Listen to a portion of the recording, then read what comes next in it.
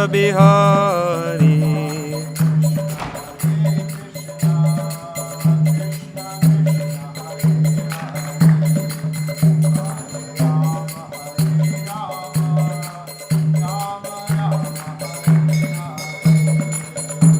Hare Krishna, Krishna Krishna, Hare Hare, Hare Rama, Rama Rama, Hare Hare.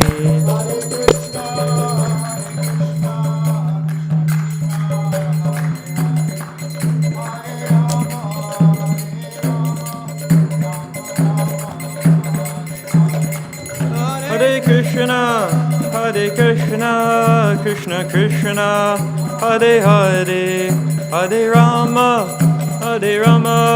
Rama Rama, Hare Hare.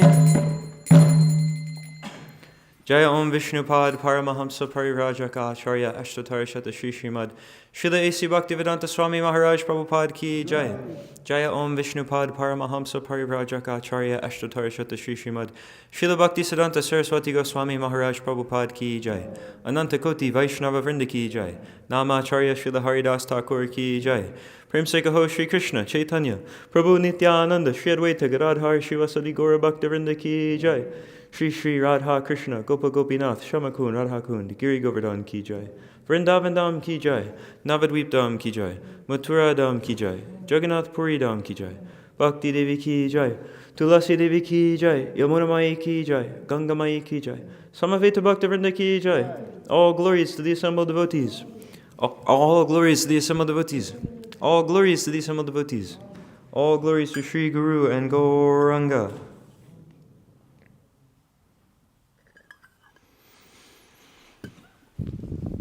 Om Namo Bhagavate Vasudevaya.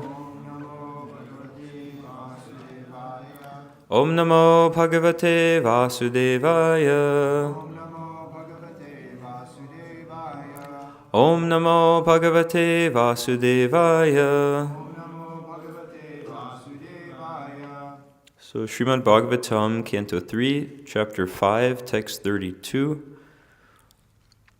Taijasani Indriyani Eva Jnana Karma Mayani Cha Taijasan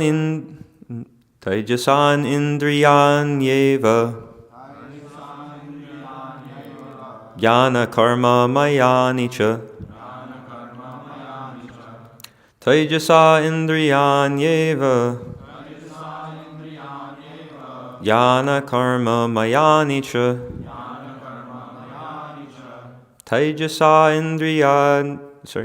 Taijasa Indriyanyeva Jnana Karma Mayani Cha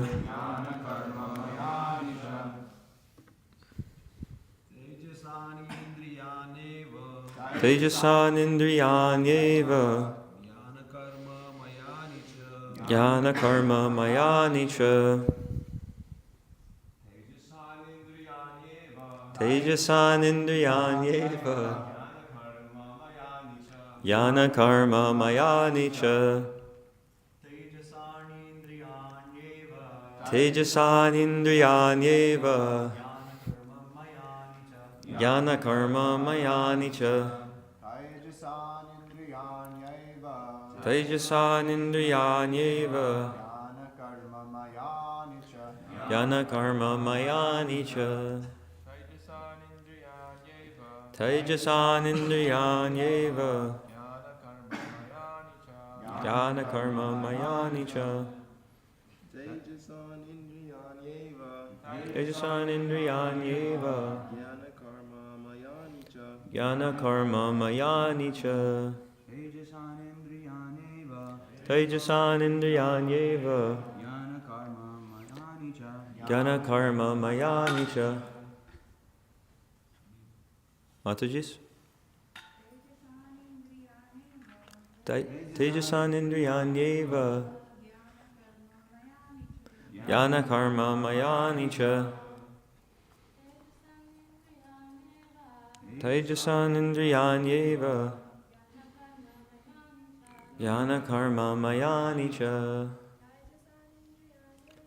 Taijasan indriyanyeva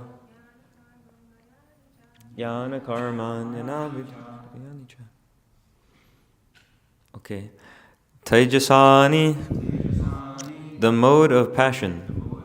Indriyani, the senses. Eva, certainly. Jnana, knowledge. Philosophical speculations. Karma, fruitive activities. Mayani, predominating. Cha, also. Translation and purport by His Divine Grace, Srila A.C. Bhaktivedanta Swami Prabhupada. The senses are certainly products of the mode of passion in false ego, and therefore philosophical, speculative knowledge and fruitive activities are predominantly products of the mode of passion. Purport. The chief function of the false ego is godlessness. When a person forgets his constitutional position as an eternally subordinate part and parcel of the Supreme Personality of Godhead and wants to be happy independently, he functions mainly in two ways. He first attempts to act fruitively for personal gain or sense gratification. And after attempting such fruitive activities for a considerable time, when he is frustrated, he becomes a philosophical speculator and thinks himself to be on the same level as God. This false idea of becoming one with the Lord is the last snare of the illusory energy, which traps a living entity into the bondage of forgetfulness under the spell of false ego. The best means of liberation from the clutches of false ego is to give up the habit of philosophical speculation regarding the absolute truth. One should know definitely that the absolute truth is never realized by the philosophical speculations of the imperfect, egoistic person. The absolute truth, or the Supreme Personality of Godhead, is realized by hearing about Him in all submission and love from a bona fide authority who is a representative of the 12 great authorities mentioned in the Srimad Bhagavatam. By such an attempt only can one conquer the illusory energy of the Lord, although for others she is unsurpassable, as confirmed in Bhagavad Gita 7:14. Om Ajnana Timirandasya Jnananjana Shalakaya Chakshurun Militam Yena Tasmai Shri Gurave Namaha Shri Chaitanya Manobhishtam Shravitam Yena Bhutale Swayam Rupa Kadahmayam Dadati Swapadantikam Vandeham Shri Guru Shri Utaf Padakamalam Shri Gurun Vaishnavamscha Shri Rupam Sagrajatam Sahagana Raghunathan Vitam Tam Sajivam Sadvaitam Savadutam Frijana Sahitam Krishna Chaitanya Devam Shri Radha Krishna Padan Sahagana Lalita Shri Vishakan Vitamscha He Krishna Kruna Sindho Dinabandho Jagatpate Gopesha Gopika Kanta Radha Kanta Namostute Tapta Kanchana Gaurangi Radhe Vrindavaneshwari Rishabhanu Sute Devi Pranamami Haripriye Vanchakalpa Tarubhyascha Kripa Sindhubhya Evacha Patitanam Pavanebhyo Vaishnavebhyo Namo Namaha Jai Shri Krishna Chaitanya Prabhu Nityananda Shri Advaita Gadadhar Shivasadi Gaura Bhaktivinoda Hare Krishna Krishna Krishna Hare Hare Hare Rama Rama Rama Hare Hare Nama Om Vishnu Padaya Krishna Preshtaya Bhutale Srimate Dhanavirga Swamini Tinamine Nama Om Vishnu Padaya Krishna Preshtaya Bhutale Srimate Bhaktivedanta Swamini Tinamine Namaste Saraswati Devi Gauravani Pacharine Nirvishesha Shunyavadi Pashtata Desitarine. The senses are certainly products of the mode of passion and false ego, and therefore philosophical, speculative knowledge and fruitive activities are predominantly products of the mode of passion. So speculation means to think you know something when you don't actually know it, and present that as the truth, instead of actually stating the truth, just churning your mind more and more to try to come up with some answer. So we see that all over what's called knowledge today, like any educational field or all over society.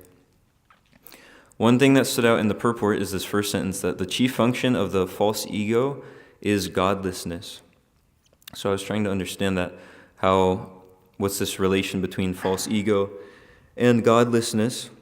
And we can hear more about that in the Bhagavad Gita. But we understand that godlessness and false ego are related because as soon as one misidentifies with this body, thinking that to be the self, then immediately they become selfish. There's no idea to satisfy God, but they just think of how can I satisfy this body and the senses. So godlessness is there. They're misidentifying with the body and they're thinking anything related to this body, I'll try to satisfy that and I'll try to satisfy the body because that's me. They become like an illusioned type of selfishness. But if they understand who's the self of the self, or if they understand that the soul, or that the body is belonging to the soul, the body that they're trying to satisfy, the body is belonging to the soul is belonging to Krishna, then they can do the real thing, which is to actually satisfy Krishna's senses. So then they can actually become godly. As long as they're concerned with just serving the body, they're godless. But godly means to act for Krishna's satisfaction. There's the verse in the Adi Leela of Chaitanya Charitamrita, chapter 4, text 165. Atmendriya priti vancha tare balekam, Krishnendriya priti icha dare premanam. And I probably mispronounced some of that or all of it. The desire to gratify one's own senses is kama, lust, but the desire to please the senses of Lord Krishna is prema, love. So when one is covered by this false ego, they act only out of kama or lust. How to please, I mean, they're never satisfied or pleased, but how to please these senses of the body. But when they realize who they really are, a servant of Krishna, then they're acting properly as, how can I serve Krishna's senses? So there's one text in the Bhagavad Gita in a purport that talks more about this godlessness and false ego. It's chapter 18, text 17. One who is not motivated by false ego, whose intelligence is not entangled, though he kills men in this world, does not kill, nor is he bound by his actions. Purport. In this verse, the Lord informs Arjuna that the desire not to fight arises from false ego. Arjuna thought himself to be the doer of action, but he did not consider the supreme sanction within and without. If one does not know that a super sanction is there, why should he act? But one who knows the instruments of work, himself as the worker, and the Supreme Lord as the supreme sanctioner, is perfect in doing everything. Such a person is never in illusion. Personal activity and responsibility arise from false ego and godlessness, or a lack of Krishna consciousness. So we see from the false ego, which is shown as synonymous with godlessness in this sentence, or maybe not synonymous with godlessness, but from false ego and godlessness, personal activity and responsibility come. So from the thinking I'm this body, then one starts to act just, okay, how can I serve the body? I'm the doer of all my activities. How can I get more for myself, fruit of activities? Anyone who is acting in Krishna consciousness under the direction of the Supersoul or the Supreme Personality of Godhead, even though killing does not kill, nor is he ever affected by the reaction of such killing. When a soldier kills under the command of a superior officer, he is not subject to be judged. But if a soldier kills on his own personal account, then he is certainly judged by a court of law. So if the false ego is gone through proper knowledge, understanding that I'm a servant of the Supreme Personality of Godhead, then one's actions are sanctioned. If they're acting for the satisfaction of Krishna. But as long as they're acting for some personal motive, it's like an illegal activity, just like the soldier. His normal action is killing as a soldier. So when he does that for the country under the command of the superior officers, then it's sanctioned. But once he starts killing just for his own personal account, maybe he wants to, become the top guy in the business or something, so he kills the other guy, something like this, then it's an illegal activity. So the activities of the living entity are natural. Like Srila Prabhupada says, it's not an artificial imposition on the mind, this chanting of Hare Krishna. So the activities become natural to the living entity or legal when they're centered on serving Krishna. So, which means there has to be no speculation, like we're hearing in this verse. And in the purport, Srila Prabhupada said, the best means of liberation from the clutches of false ego is to give up the habit of philosophical speculation regarding the absolute truth. So as long as one is speculating, thinking they can understand everything with their own mind and come up with their own way of understanding things and doing things, then there's no question of getting out of the clutches of the false ego or getting out of the clutches of Maya. There's no question of devotional service, like we hear in the Chaitanya Charitamrita, Anyabhilashita shunyam jnana karma dhyanavritam anukulyena krishnanu shilanam bhaktir uttama. That's in the Chaitanya Charitamrita, but it's originally from the Bhakti Rasamrita Sindhu, is that right? So the devotional service develops when one is free from all material desires and any sort of speculative knowledge. The two don't go hand in hand, speculating that maybe the absolute truth is like this, maybe the goal of life is like this, maybe my position's like this.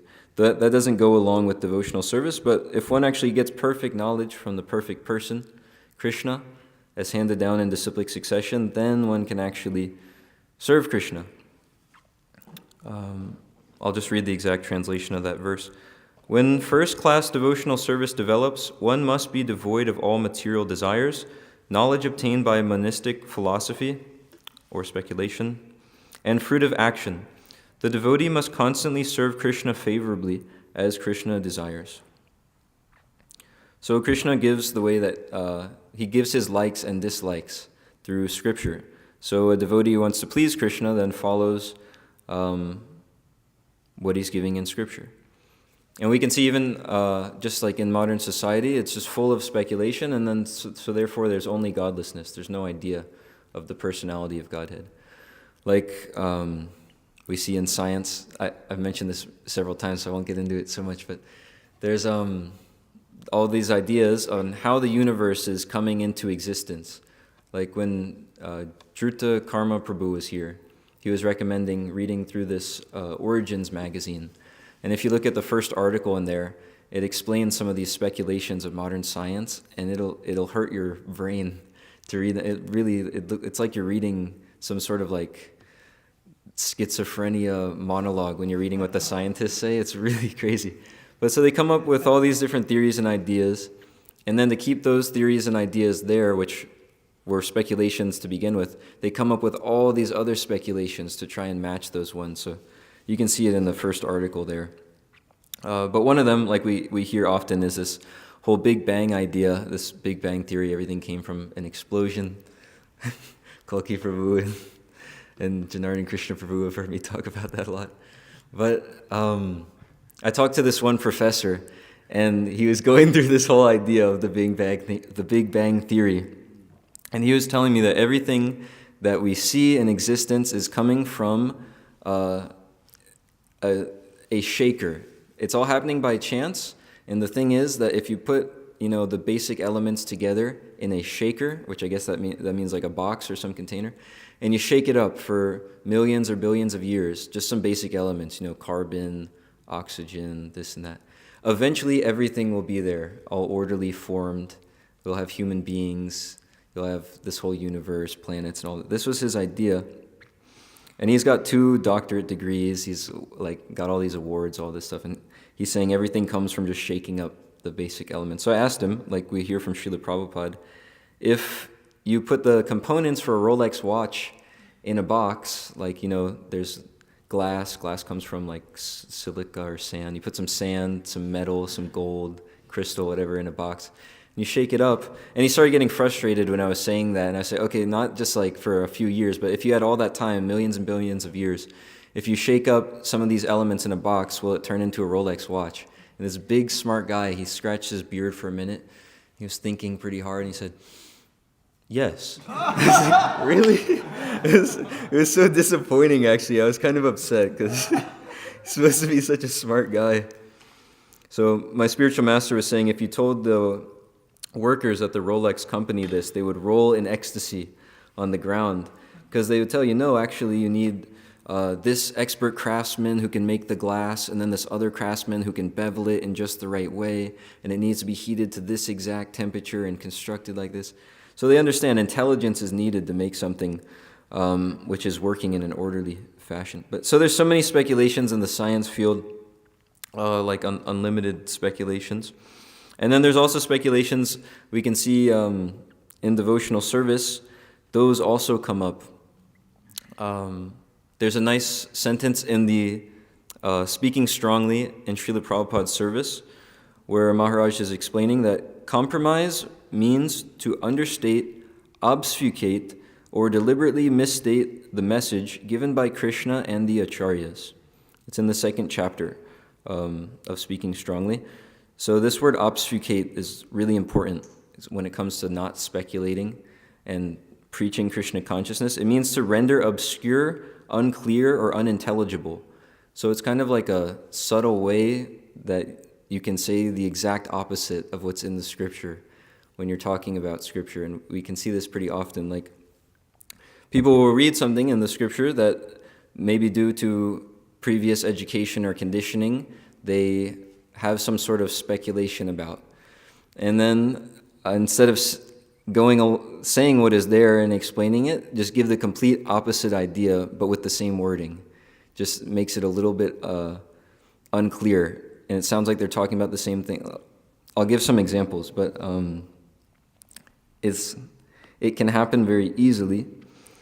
There's one example about that, actually, this whole idea of if one has some sort of knowledge to begin with, and then they're coming into a subject, they might bring some of those ideas with them. I remember one devotee was explaining this, how if someone goes to get piano lessons, if they're a brand new student, it's cheaper for them to actually take the course. But if they have some experience, the teacher charges them more. And the reason is that they have to unteach them everything that they taught before. So people might bring in some speculations from modern society and education, even into devotional service.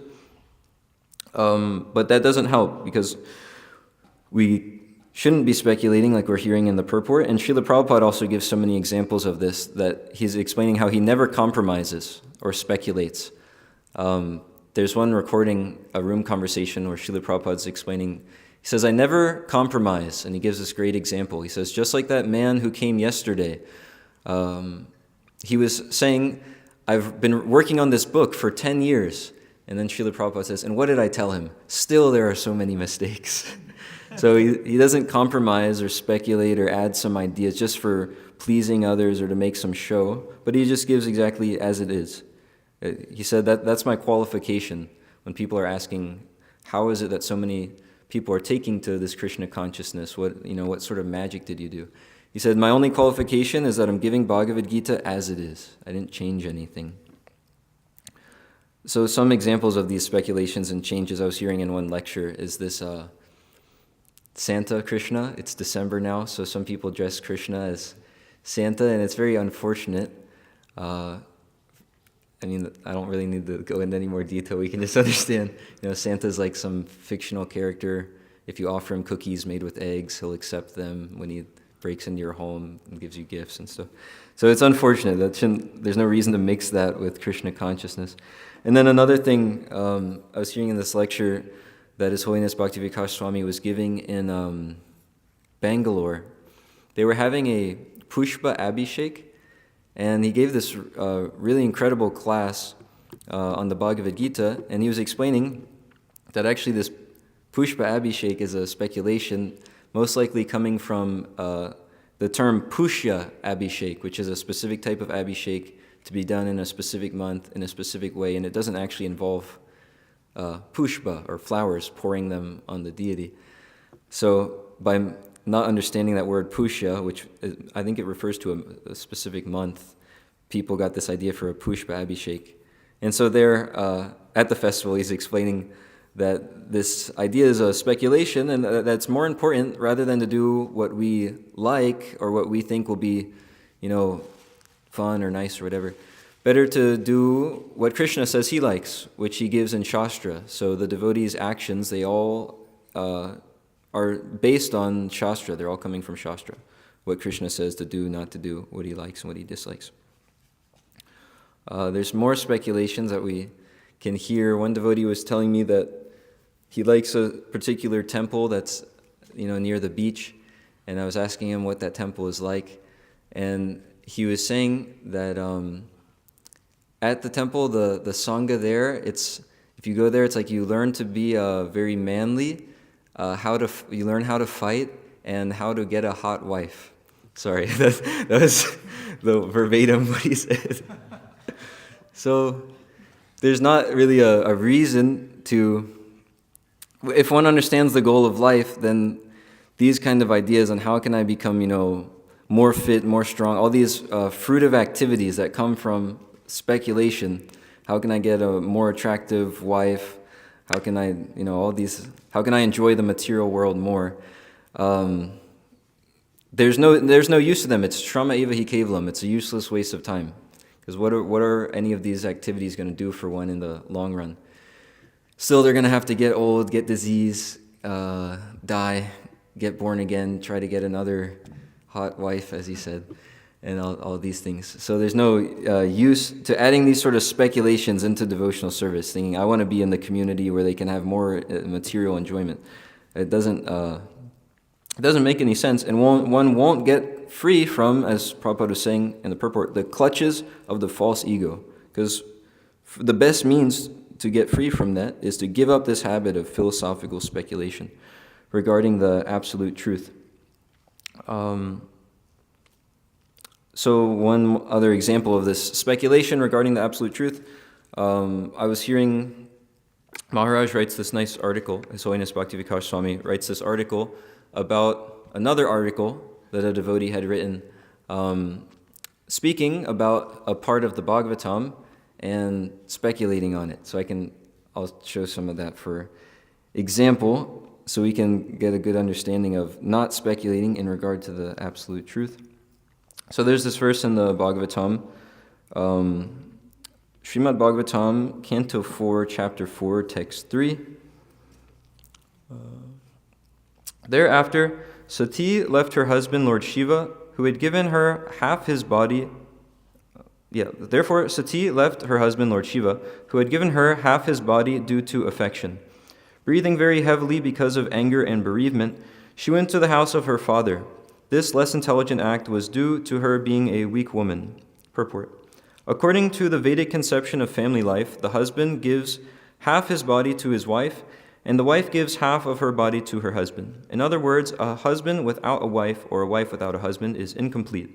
Vedic marital relationship existed between Lord Shiva and Sati, but sometimes due to weakness, a woman becomes very much attracted by the members of her father's house. And this happened to Sati. In this verse, it is specifically mentioned that she wanted to leave such a great husband as Shiva because of her womanly weakness. In other words, womanly weakness exists even in the relationship between husband and wife. Generally, separation between husband and wife is due to womanly behavior. Divorce takes place due to womanly weakness. The best course for a woman is to abide by the orders of her husband. That makes family life very peaceful. Sometimes there may be misunderstandings between husband and wife, as found even in such an elevated family relationship as that of Sati and Lord Shiva. But a wife should not leave her husband's protection because of such a misunderstanding. If she does so, it is understood to be her womanly weakness. So one devotee was writing on that, and he writes this article titled, Is It the Woman's Fault? And here's just a couple snippets from the article. Even though Prabhupada writes that a failed marriage is usually the woman's fault, if a woman has a good husband, she will stay loyal. As I often tell men, don't make it difficult for your spouse to be a good wife. And so that statement, he's copied and pasted it twice in the article, just verbatim. But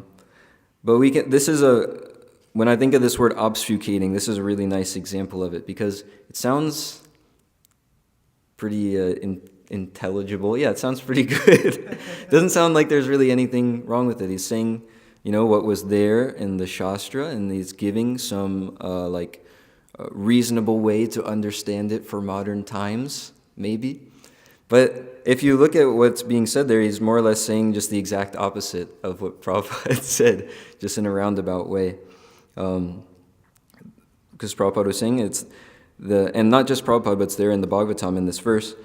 And Srila Prabhupada, as the Acharya, is giving exactly what's there in the Bhagavatam, the absolute truth. And so he's saying that when a marriage fails, divorce takes place due to womanly weakness. And then this devotee was saying that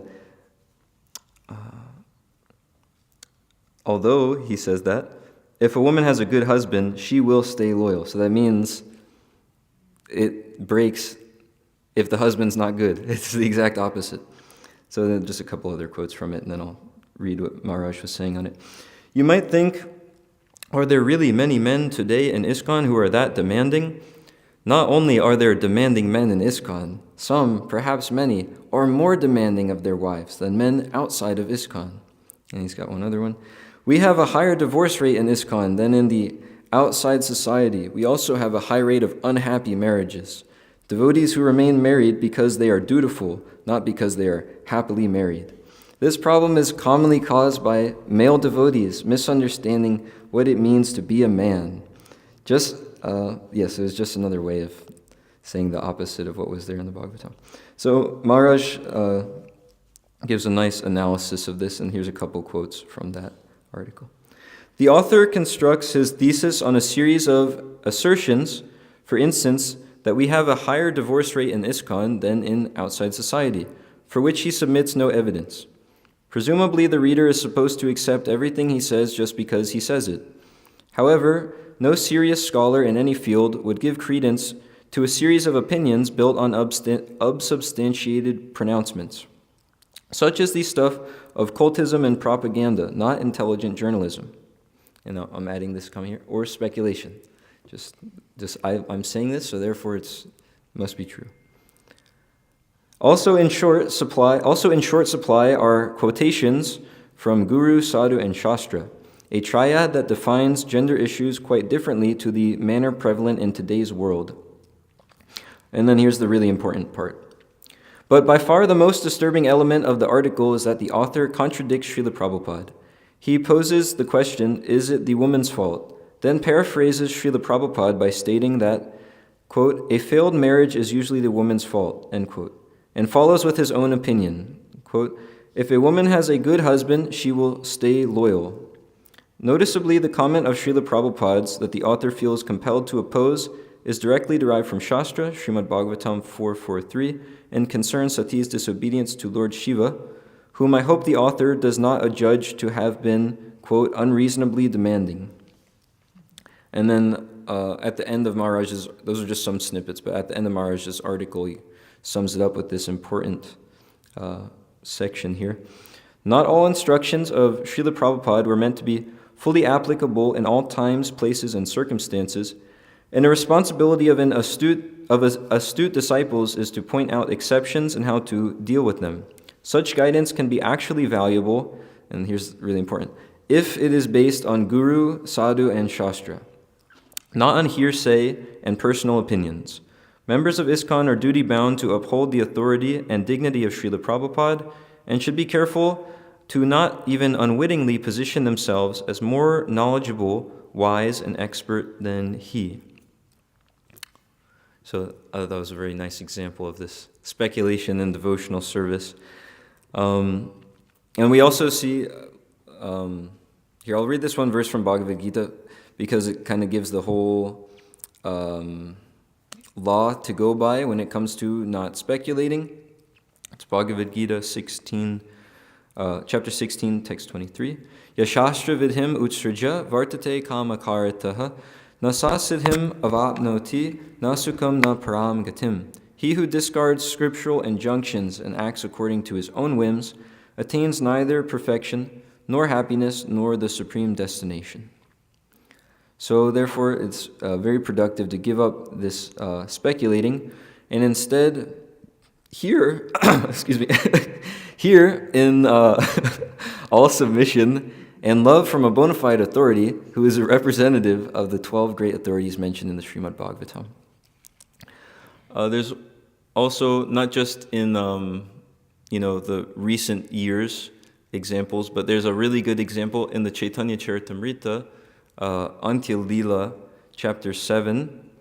If you go to text 100,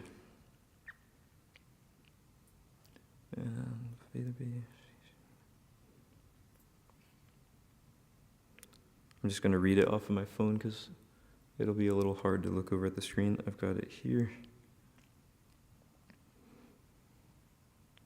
Okay, so this is Vallabhabhatta, who is Vallabhacharya and the head of the Vallabha Sampradaya. So there's this nice example given in the, or not nice, like a nice pastime explained in the Chaitanya Charitamrita, where Lord Chaitanya gives his mercy to Vallabhacharya, and we see an example of this big example of speculating. So I'll read through that. Or if any of the devotees want to read it, I don't know if it's easier to, like absorb it. Is the mic out there? We could like pass it around. Some devotees want to read a few of the verses. Ali Krishna Prabhu. Every day, Vallabhabhatta would come to the place of Sri Chaitanya Mahaprabhu to engage in unnecessary arguments with Advaita Acharya and other great personalities. I think the mic's off. Sorry.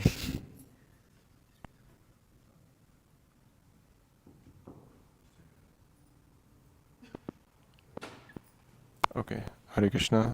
Hare Krishna. Hare Krishna. Every day, Vallabhabhatta would come to the place of Sri Chaitanya Mahaprabhu to engage in unnecessary arguments with Advaita Acharya and other great personalities such as Swarup Damodar. You can each read a few of them. Might be easier. Whatever conclusions Vallabhabhatta eagerly presented were refuted by personalities like Advaita Acharya. Whenever Vallabhabhatta entered the society of devotees headed by Advaita Acharya, he was like a duck in a society of white swans. One day Vallabhabhatta said to Advaita Acharya, "Every living entity is female, Prakriti, and considers Krishna her husband, Pati. It is the duty of a chaste wife devoted to her husband not to utter her husband's name, but all of you chant the name of Krishna. How can this be called a religious principle?" Advaita Acharya responded, "In front of you is Lord Sri Chaitanya Mahaprabhu, the personification of religious principles.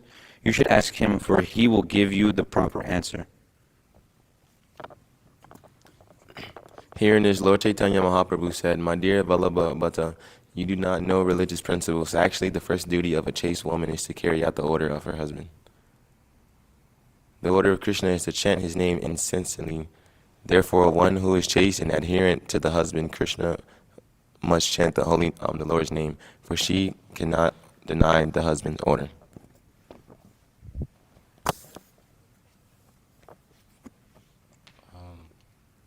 Following this religious principle, a pure devotee of Lord Krishna always chants the holy name. As a result of this, he gets the fruit of ecstatic love for Krishna. Hearing this, Vallabhabhatta was speechless. He returned home greatly unhappy and began to consider thus: "Every day I am defeated in this assembly. If by chance I am one day victorious, that will be a great source of happiness for me, and all my shame will go away. But what means shall I adopt to establish my statements?"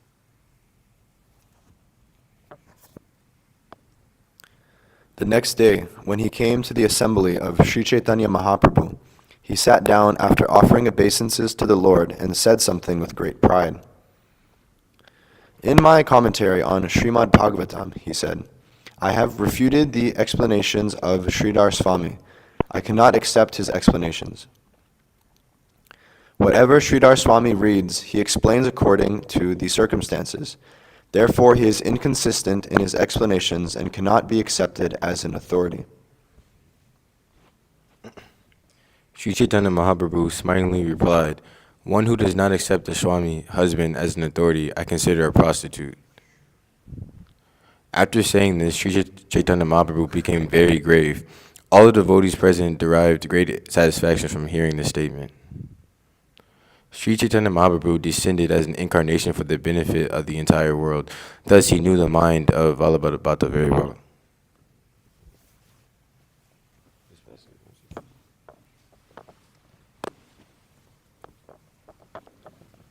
By various hints and refutations, Lord Chaitanya, the Supreme Personality of Godhead, corrected Vallabhat exactly as Krishna had cut down the false pride of Indra.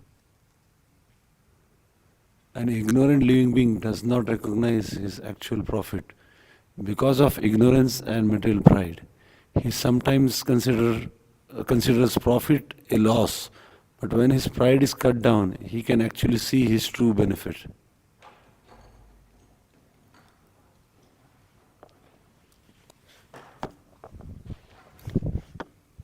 Returning home that night, Vallabhabhata thought, previously at Prayag, Lord Chaitanya was very kind to me. He accepted my invitation with his other devotees, and he was kind to me. Why has he now changed so much here at Jagannath Puri? Being very proud of my learning, I am thinking, let me become victorious. Sri Chaitanya Mahaprabhu, however, is trying to purify me by nullifying this false pride, for a characteristic of the Supreme Personality of Godhead is that he acts for everyone's welfare. I am falsely proud, advertising myself as a learned scholar. Therefore, Sri Chaitanya Mahaprabhu insults me just to favor me by cutting down this false pride. He is actually acting for my benefit, although I interpreted his actions as insults. This is exactly like an incident in which Lord Krishna cut down Indra, the great puffed-up fool, to correct him. Thinking in this way, Vallabhabhata approached Sri Chaitanya Mahaprabhu the next morning, and in great humility, offering many prayers, he sought shelter and surrendered at the lotus feet of the Lord. Vallabhabhata admitted, I am a great fool, and indeed, I have acted like a fool by trying to demonstrate my learning to you. My dear Lord, you are the Supreme Personality of Godhead. You have showed mercy to me in a way just befitting your position by insulting me to cut down all my false pride. I am an ignorant fool, for I interpret as an insult what is meant for my benefit. In this way, I'm just like King Indra, who out of ignorance tried to suppress Krishna, the Supreme Lord.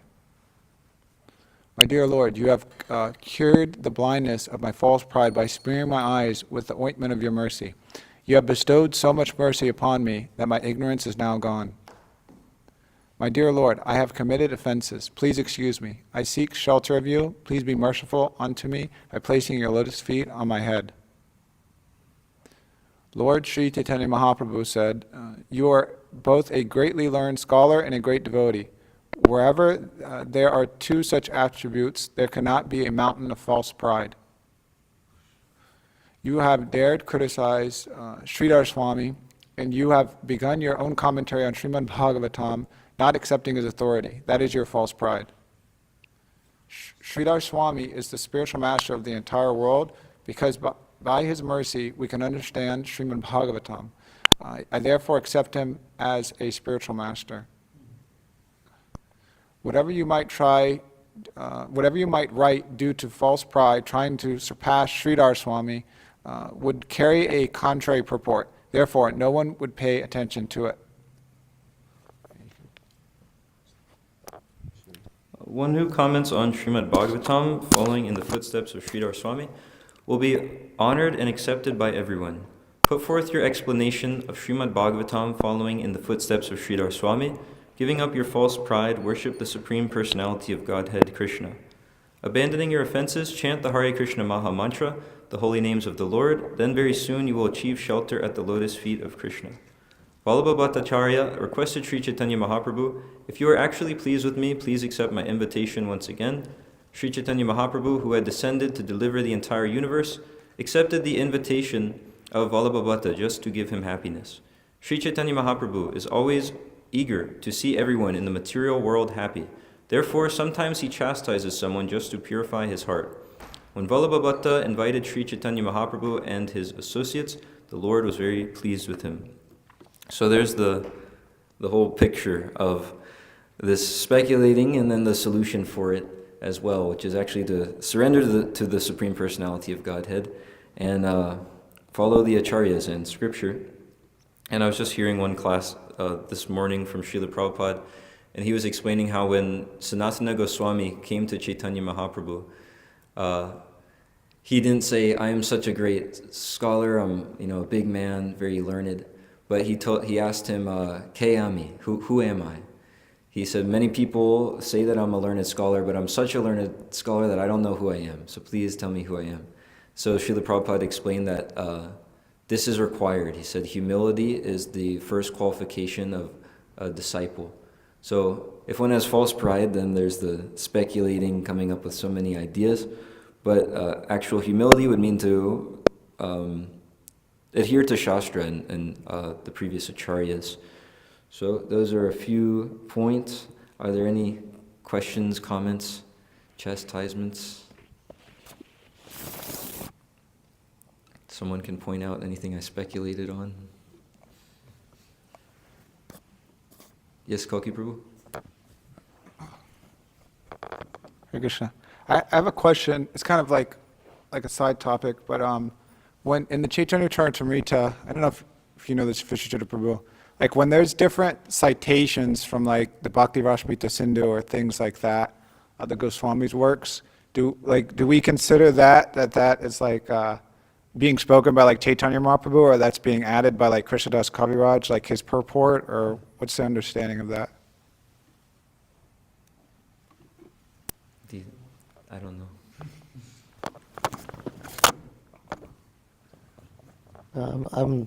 I'm not too sure either.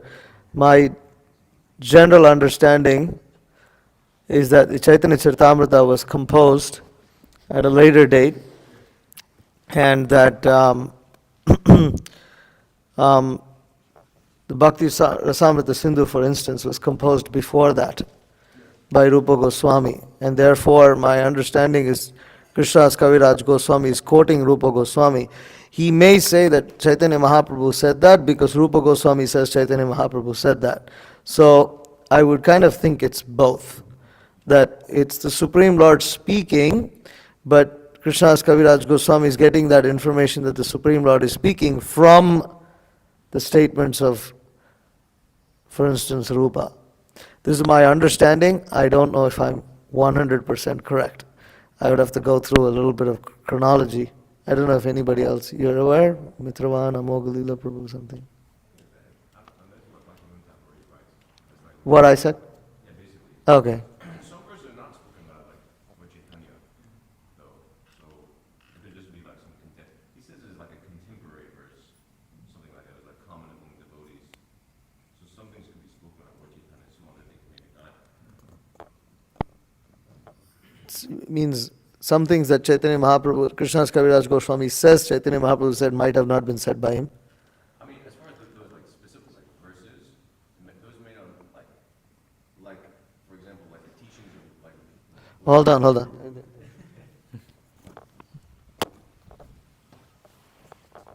Like the teachings of like Lord Chaitanya to Rupa Goswami, like presumably like those verses cited there, like Lord Chaitanya like cited them, but there's other verses in Chaitanya Charitamrita which are neither cited by Lord Chaitanya or they're quoted as being cited by like some other like associate of Lord Chaitanya or something like that.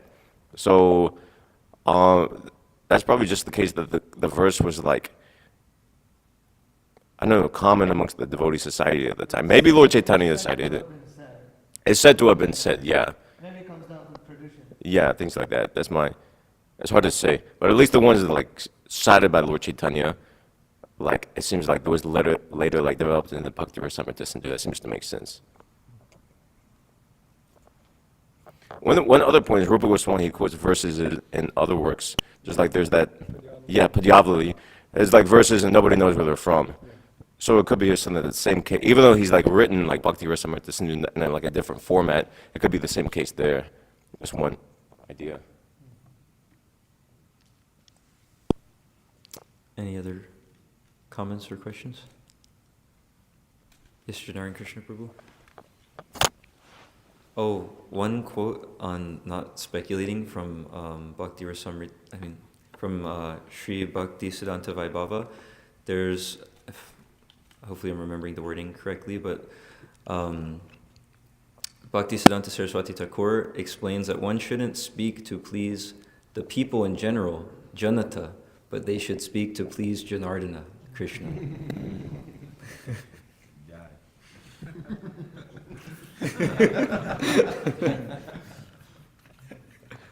So you kind of brought up this point in this like article about the situation with like divorces and situations between like husband and wife, and there's this one purport in the 7th canto where Srila Prabhupada says that it is recommended, therefore, that a chaste wife not associate with the fallen husband. A fallen husband who is addicted to the 4 principles of sinful activity, namely illicit sex, meat-eating, gambling, and intoxication. Specifically, if one is not a surrendered soul to the Supreme Personality of Godhead, he is understood to be contaminated. Thus, a chaste woman is not to agree to serve such a husband. It is not that a chaste woman should be like a slave while her husband is Naradama, the lowest of men. Although the duties of a woman are non-different from those of a man, a chaste woman is not meant to serve a fallen husband. If her husband is fallen, it is recommended she give up his association. Giving up the association of her husband does not mean, however, that a woman should marry again and thus indulge in prostitution. If a chaste woman unfortunately marries a husband who is fallen, she should live separately from him. Similarly, a husband can separate himself from a woman who is not chaste according to the description of Shastra. The conclusion is that a husband should be a pure Vaishnav and a woman should be a chaste wife, with all the symptoms described in this regard. Then both of them will be happy and make spiritual progress in Krishna consciousness. So with this quote in mind, couldn't both be true that that the in most instances and in general divorce might happen because the womanly weakness, but it should also be that the man should be trained up in such a way where they're a Vaishnava and where they're of also proper character. And it says here that if that husband is not of such character, then the woman is advised actually to leave them. So what is I guess like the context in understanding both of these situations? One thing in the purport there is Prabhupada doesn't give any sanction for like divorce. He didn't say if the husband's not good, they should divorce him. He said they shouldn't remarry, either side of them shouldn't remarry. So there wasn't any like sanctioning of divorce, but we do see some examples, I think also with instructing in the lives of some of his disciples to live separately if there was such a situation that wouldn't be favorable at all for Krishna consciousness. So, but that's different from, a divorce, which is... the purport that you were reading from earlier was when Sati decided to leave the association of Lord Shiva. It wasn't necessarily that she divorced him or gave him up, but she just decided to kind of live or go away from his association. That's sort of the context in which Prabhupada was making that purport. So how do you see both, I guess, is what I'm trying to ask. Yeah, I think it's the one thing is to consider is the difference between the divorce and the leaving someone's association, because in the purport, Prabhupada was specifically saying that when divorce happens, I'll just read the quote, but he was saying, divorce happens due to womanly weakness. Where is it? Generally, that's also there. Generally, separation between husband and wife is due to womanly behavior. Divorce takes place, okay, and then this one doesn't have a generally in it. Divorce takes place due to womanly weakness. So, that's there. He doesn't say in either of the purports that one should get a divorce, but that one shouldn't associate with the fallen husband. But he also gives, we do see examples too where people are benefited by just doing their duty. Like he gives the example of his sister. I know the one name Pishima, but doesn't she have a different? Okay. Yeah, his sister Pishima. Her husband would eat fish, and maybe there were some other things also that he shouldn't be doing. But still, she would serve him nicely, and she got the benefit of she's doing her duty, and she's acting as a devotee still. I remember Srila Prabhupada mentioned that she never compromised. She didn't give up her devotional activities and start eating fish and all that. But she just did her duty as a wife and served her husband. Which in modern society, these kind of things might not make like any sense. Like when we hear sati, or not, who is it? Well, we hear different examples of that whole sati rite where someone enters the fire with their husband when he dies, or like this, someone serving a husband who's like in a compromised state. And so in modern society, people might think, this doesn't make any sense. How could that be possible? Because as long as someone is thinking that they're the body, almost nothing in the Vedic culture is going to make any sense. Because if I'm thinking I'm the body, then that means I'm only living this one lifetime, and the goal of life is to enjoy these senses, so I should have equal right to enjoy the senses as much as anybody else. But if people understand that actually you're living multiple lifetimes, you're not the body, you're the soul, you have another lifetime after this, then they can start to understand, actually I should act in a way in this life that'll be elevated in the next lifetime and not degraded due to trying to just enjoy like the body, like the animals. So these kind of principles and things are there to elevate one, not just in this lifetime, but in their next lifetime. By being, dutiful, doing their duty, people can be, gradually elevated. That's the idea. Sorry, that went off on a bit of a tangent, but I think the main thing there is there's not like a sanction for the divorce being given in that purport. Yes, Paul? Okay, I mentioned just one other thing. Also, in that article where Maharaj, because I just gave just a couple quotes from Maharaj's article, but later to like get into the specific topic there more, he quotes from this verse and purport about Chavana Muni and his wife. I think her name was Sukanya, and she was in a materially not good circumstance. Chavana Muni was like old and ill-tempered and all these things, and she's like a young, nice woman. But the example was given that she, instead of becoming equally as ill-tempered and just making a whole mess of the thing, and that she was like tolerant and submissive, and in that way perfected her life by doing her duty as a wife. So that was a really short paraphrasing of it, but that purport is also given. Bhakti Vikas Maharaj answers this very question in the lecture, Men, Women and the Blame Game. So this is right there. It's exactly the same subject matter that is being spoken about. Highly recommend devotees to hear that. And one point he makes there in that lecture is he says that although Srila Prabhupada did write that purport that you cited, in practice, when he was dealing with his disciples, he didn't encourage them to separate much. It was more the contrary, that he was encouraging the woman to be more tolerant of her husband. And that's very important because there's philosophy, but there's also the way the philosophy is applied. And that's where you have Guru, Sadhu and Shastra. Shastra is there, but how to apply it is just demonstrated by Sadhu. And so this is a very, very important point to understand.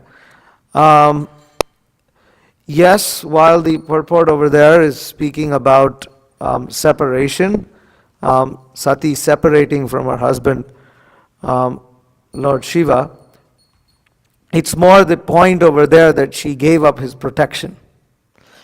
And it's a very, very exceptional thing for someone to do, to give up protection, because the woman by nature, she has to be protected. She was protected by her father when she was young. She's protected by the husband after she's married, and then if she doesn't take vanaprastha and commit sati like Gandhari did with Dhritarashtra, then she's put under the care, like Kunti Maharani, of her sons. And so in this case, a woman, this separation, she's actually putting herself out of a situation that is very, very uncommon and it's unusual.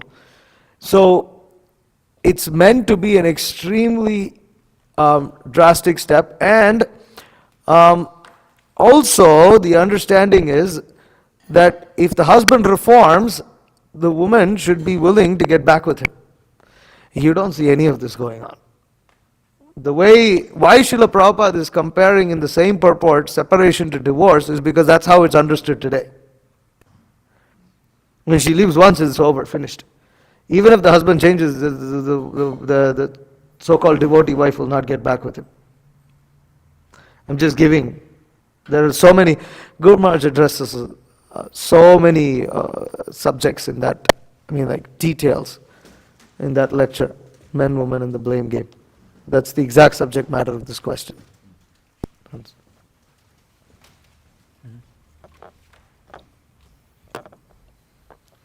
I guess like people who write these articles, though, they often get like upset because people often just say, oh, the fault is because you're doing something wrong as a woman, or because you're like not like a chaste wife, or you should just be more tolerant and submissive.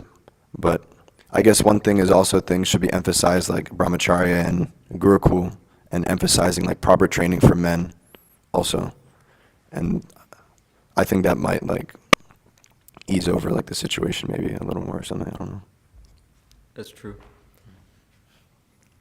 I know I definitely didn't give a whole all angles picture of that whole topic with like the husband and the wife thing. I mainly just wanted to use that article to show the whole idea of speculating and how it doesn't help. But yeah, that's another good point, that the man should also be qualified as a devotee.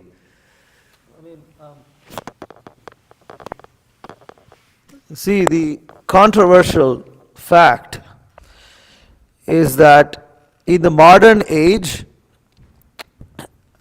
as Maharaj was saying, there are exceptions, how to deal with exceptions, how to deal with it. The modern society, all of Srila Prabhupada's instructions cannot be applied all at once, at the same time.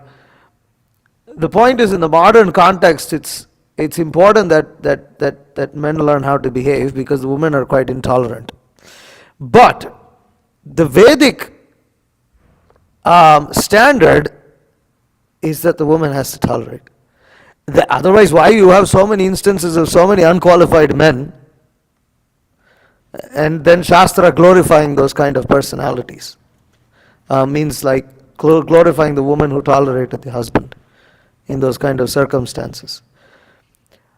So that is the controversial fact that proponents of speculations like that do not like to accept. They just cannot. They would rather state those things to be something that was created by some nasty smartas or some, or even go as far as to say that this is all influence of whatever British culture on Srila Prabhupada, whatever they say. They say so many things, but they won't accept the fact that such stories or such characters are glorified by pure devotee acharyas in practically every sampradaya in the history of human civilization. So that's a controversial thing that they cannot accept, and that's the point. Okay, we all know we're not in the ideal, there's so many practical considerations may be there, but a practical consideration is only a slight adjustment. It does not change the actual attitude that one needs to have in order to live a relatively peaceful life in this material world. It doesn't change those things. And why are we speaking that? So we may apply the practical considerations, but if the actual ideal is not understood, then devotees will never work towards that. And because they're unwilling to work towards that, an actual solution is never found, because they don't want to accept the actual attitude. Like for instance, because they want to normalize an abnormal behavior and say, this is the modern times, this is how it is, that's it. No, that was not Prabhupada's attitude. Yes, modern time, yes, but what is the ideal? We have to work towards that. And same thing in devotional attitude. For instance, you're chanting your rounds. Now, there has to be a very, very solid acceptance of the fact that we have to chant offenseless rounds. Now, we may, due to weakness, not be chanting offenseless rounds right now. But actually, the standard is to chant the pure holy name. But we have to get rid of chanting offensively. But if we normalize offensive chanting and say it's okay, as long as I'm chanting 60, or it's the modern time, mind is so disturbed, or Kali Yuga rejects this, that, you will never come to the standard of chanting the pure holy name. So it's the same thing also in terms of social behavior, that there is an ideal that predecessor acharyas, so many pure devotees, and Shastra is showing us. And we have to accept those principles. We may not be able to completely apply it right now, but we have to be accepting of that. And if we say, no, it's my nature, I'm this, I'm that, it's the modern times, this person, that's what Guru Maharaj was mainly citing, this blame game. It never ends. But actually, who's supposed to be blamed? Us. We are to be blamed for any and all suffering we're going through in this world. Nobody else. Absolutely. In 100% in all circumstances. That is what these modern devotees don't get. They accept the modern psychology, which never accepts that you are actually the cause of your own suffering.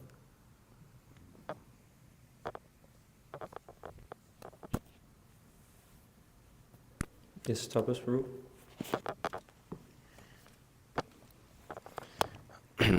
I like the story you mentioned earlier about like the Rolex in the box and you shook it up, and he was like, that was like such a good point. But I like how when you told me the story a long time ago, he was like, these people are like super like puffed up and they like they have like these big degrees, etc. And you just said some like man, like some kid or some devotee, like you were saying like you came up to him like with rags on, like with clothes, and you just completely like chopped this whole like atheistic philosophy out. That's like pretty fired up. Because every book distributor like don't dress opulently, but they're way more smarter than like all these like big doctors and like people who work at colleges, etc. Yeah, anybody can actually defeat the speculations of even these huge scientists, all these qualifications. Anyone who's heard from Srila Prabhupada for just even a little bit of time can just, like you said, chop them down. Because the point is, it's a speculation, or as Srila Prabhupada uses the phrase often, it's bluffing. It's not that they actually have some concrete knowledge of something, but it's a bluff. That's why they use so many big words and names to try to explain some phenomenon in the world. But at the end of the day, and they'll even say this sometimes in their classes, what does that big word or name mean? They say, I don't know. Like they say the universe is made up of 90%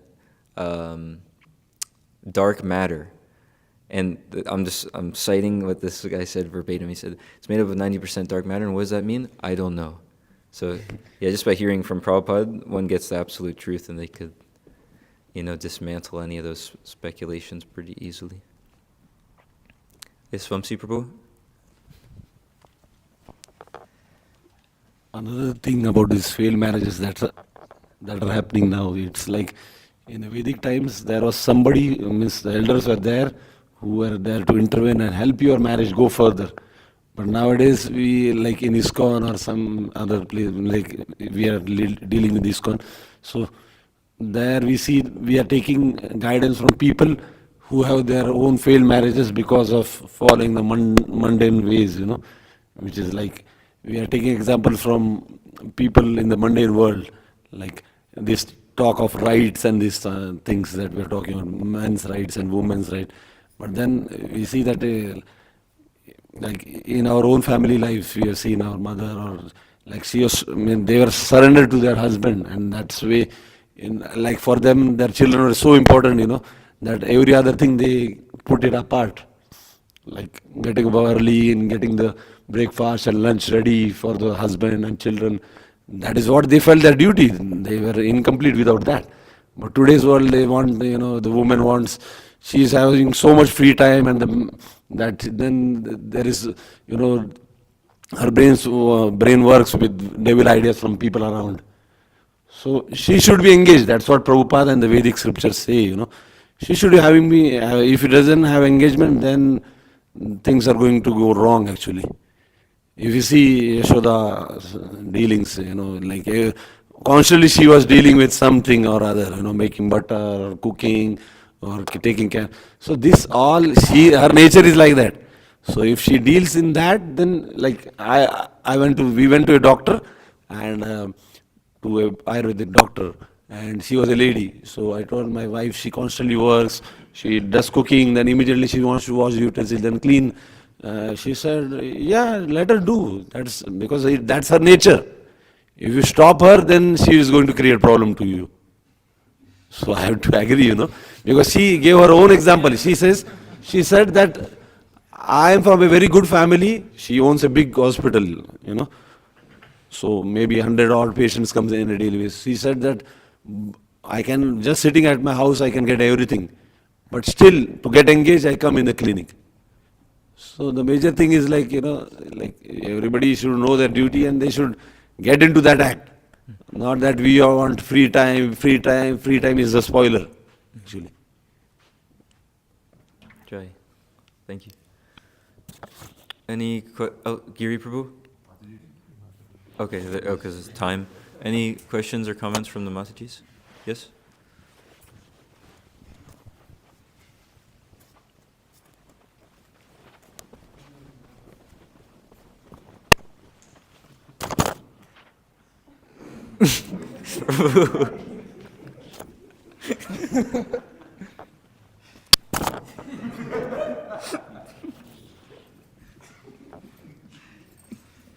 It was a part of purport that mentions that every living entity is female, and we should consider that Krishna is our husband. And this made me get to the point where the only man is Krishna. And at times, I feel like the female can be reflected, but Radharani, as they say, is the way that we get to Krishna. Prabhupada also even says that we are extensions of Radharani. So even Prabhupada himself is a great example because he cherishes the feminine, which is Radharani. So I see that a part of Krishna consciousness, to me, in my opinion, we have this distinction that I am man and I am boy, or I am woman and I am girl, which is the false ego in itself that separates us from, I guess, advancing in our bhakti practice, if that makes sense. Yeah, that's true. The false ego of thinking I'm a man, woman, this, that, or the other thing would get in the way of devotional service. But then there's also the need for like a distinction to be there of understanding. Then, okay, I'm in this particular body, so what is my duty to properly function in this material world? So the distinction is also needed. But yeah, if one's caught up in the like false ego, thinking like I'm this, that, or the other thing in this world, then there's not much room for any sort of spiritual growth. So that's also there. Yes?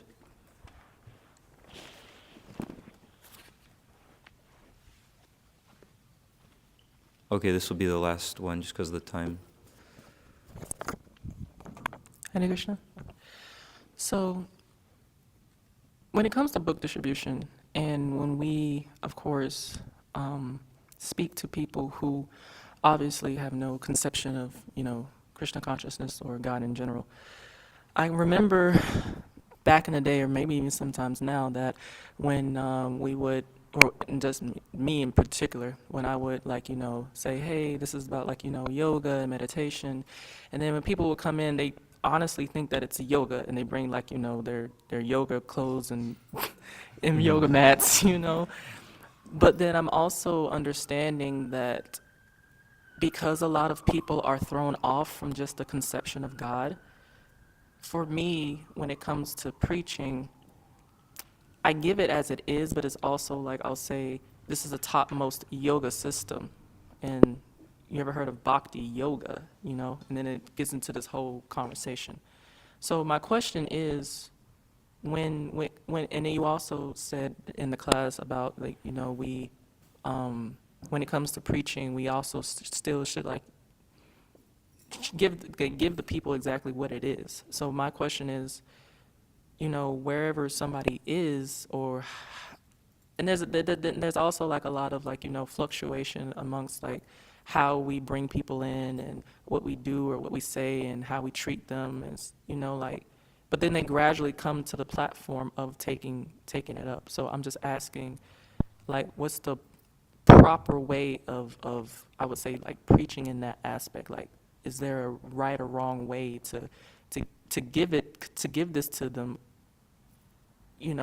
wherever they're at in their journey, or wherever they're at, and for them to actually come to this platform? Yeah, to get someone to purchase one of Srila Prabhupada's books, almost anything is good.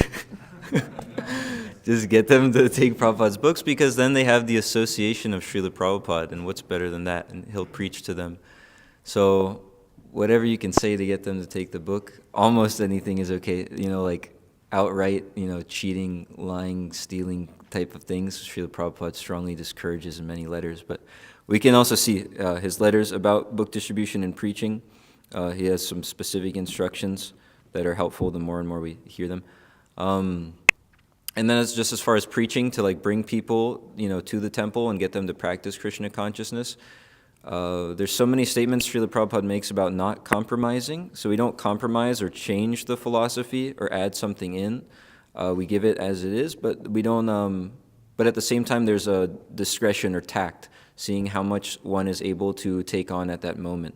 Not, right when you meet them, you tell them that, there's this many demigods and everything's coming from the pores of Mahavishnu. We never went to the moon and this and that. But you see, what is specifically the most helpful thing for this person right now, which might just be helping them get to, chanting 16 rounds, following the 4 regulative principles. So hopefully that's helpful. Okay. Srimad Bhagavatam ki jai. Srila Prabhupada ki jai.